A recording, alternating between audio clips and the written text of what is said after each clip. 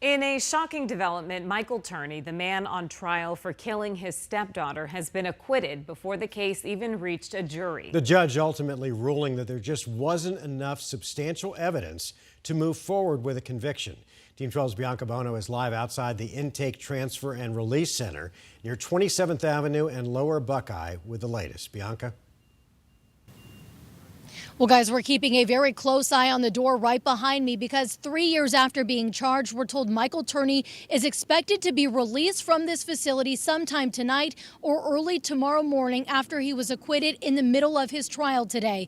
And after years of advocating for justice, you can only imagine just how painful this is for Alyssa Turney's family. It's been over 22 years since Alyssa Turney vanished, not seen since her last day of junior year at Paradise Valley High School. That day, a note was found in her room saying she had run away to California, but there's never been a trace of Alyssa since, leading her heartbroken sister, Sarah Turney, to believe Alyssa was killed. For years, through billboards, podcasts, and interviews, Sarah has advocated for justice, confident it was their stepfather, Michael Turney, who was responsible for Alyssa's death. She would have done it for me. Thanks to Sarah's relentless efforts, in 2020, Michael Turney was charged with second-degree murder. But on Monday morning, after the prosecution rested amidst his trial, the case was over before ever going to the jury. Michael Turney was acquitted. Granting defendant's motion for a Rule 20 judgment of acquittal. Turney's defense team making a Rule 20 motion, arguing the state failed to present enough substantial evidence to support a conviction. The judge agreed. He's excited that he'll be able to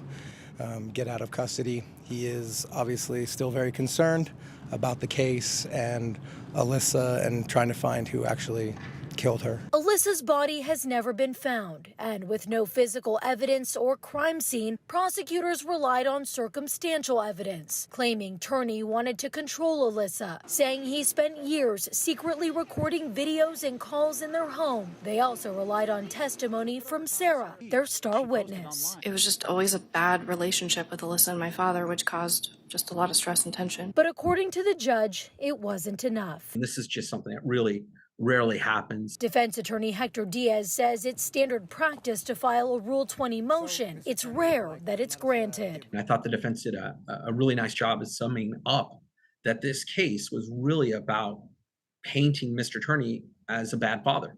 Convict him for murder because he was a bad father. Now, more than 22 years later, what happened to Alyssa Turney remains a mystery, and the search for justice continues.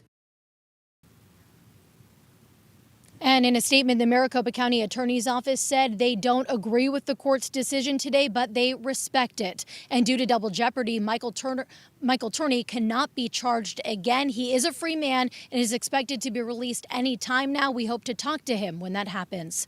For now, we're live in Phoenix. Bianca Bono, 12 News.